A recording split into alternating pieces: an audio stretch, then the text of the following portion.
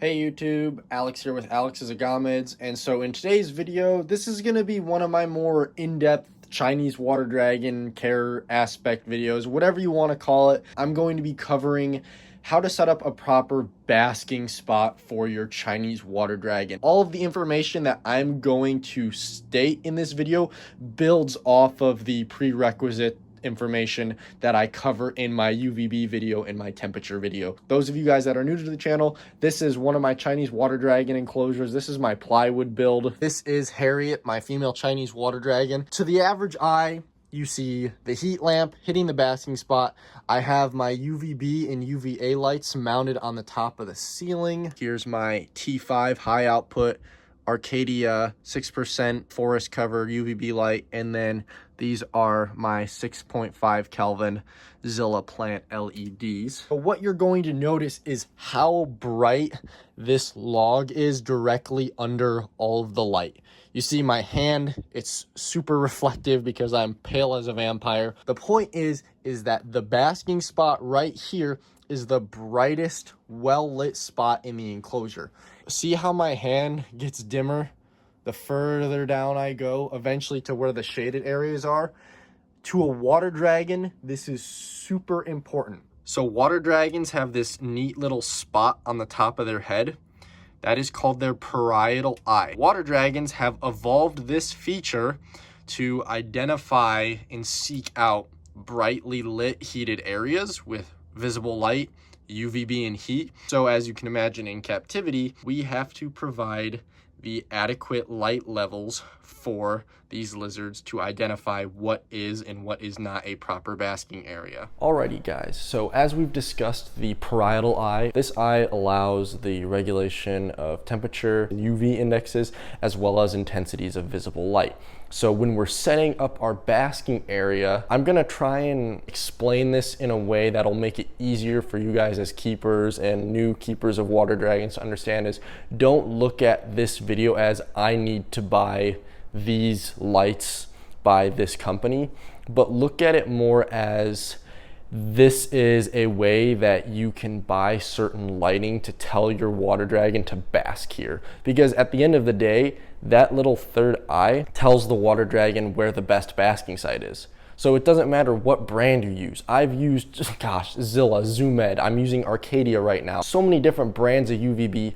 All that matters is that as long as the lizard has UVB with visible light and the right temperature, you're gonna be able to tell your lizard where to bask. So for example, I'm just gonna sketch out, let's do a UVB tube, and then maybe overlapping it, we'll have a halogen bulb. Do forgive my drawing because I am not an artist by any means.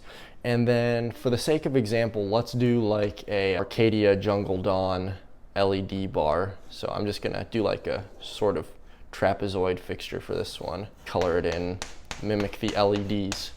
So if we look at the way I've drawn these light setups as we've done in my own enclosures, the halogen emits your infrared radiation or near infrared radiation, so that's your infrared A and B, or as we like to say, IRA and IRB. And so there, temperatures. We can check that off because now when your water dragon, it senses with its parietal eye the halogen heat. Say we want a basking spot of 105, perfect, right? Like we are telling the lizard that since we have provided this light, that this is the proper temperature to bask at. So we've told that lizard that its third eye is able to read this. But we can't just use a basking light. So now we add our UVB. And remember how I had that branch across Harriet's enclosure? That's the exact same thing that you want only for the basking site. A common misconception I see with linear fluorescent bulbs is that you try and have it cover the entire length of the enclosure. Since Harriet's enclosure is tall, she can climb 5 feet away from that light and get out of the UVB. But if you're raising up a baby water dragon in, say, a 40-gallon breeder, you really only need, say, a 2-foot UVB bulb on a 3-foot tank because you only want to cover your basking site. Same principle here. I personally try to have the T5 bulb or the T8 bulb, or if you've got a compact fluorescent or like a VivTech spot LED, you only want your UVB to cover the main basking site. In the case of this example, this basking site where the halogen is centered over the UVB. So now again, this entire area that I've highlighted from here to here, that's your UVB.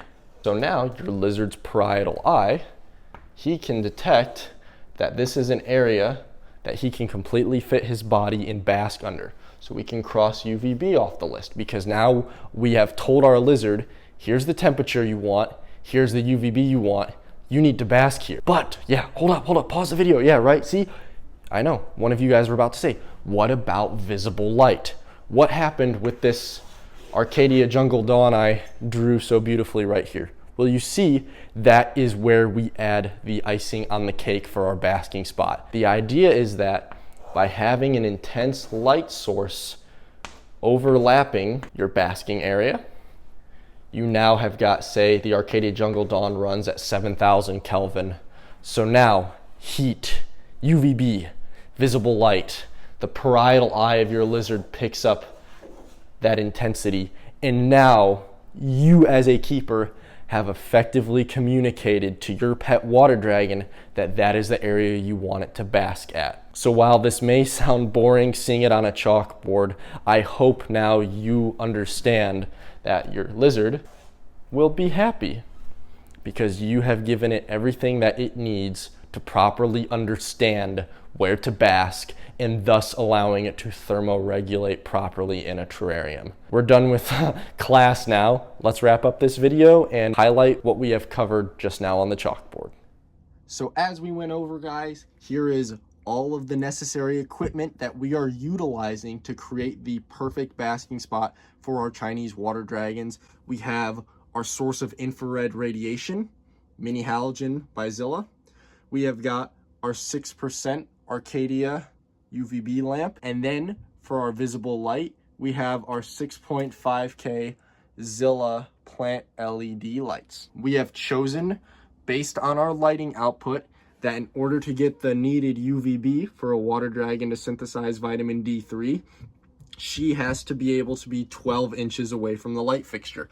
I've taken a ruler, I've measured this distance.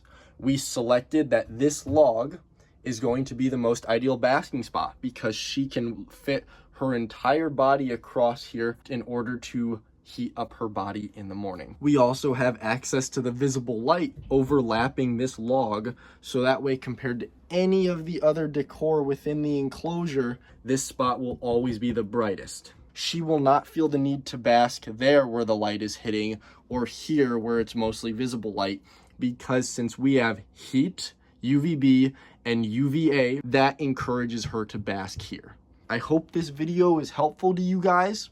I realize it's fairly complex what we're talking about here, but again, as I said in the start of the video, watch my UVB video and watch my temperature setup video. Once you get the proper temperatures and the proper distance from the UVB light, you can then understand how to incorporate your visible light with your heat and your UVB to create the perfect basking spot for your Chinese water dragon. Well, that's all I've really got to cover today. If you liked the video, leave a like. If you've got any comments or questions, leave them down below, or you can shoot me an email, which is in the description. Otherwise, I hope you enjoyed this video, and until next time, I'll see you later. Adios.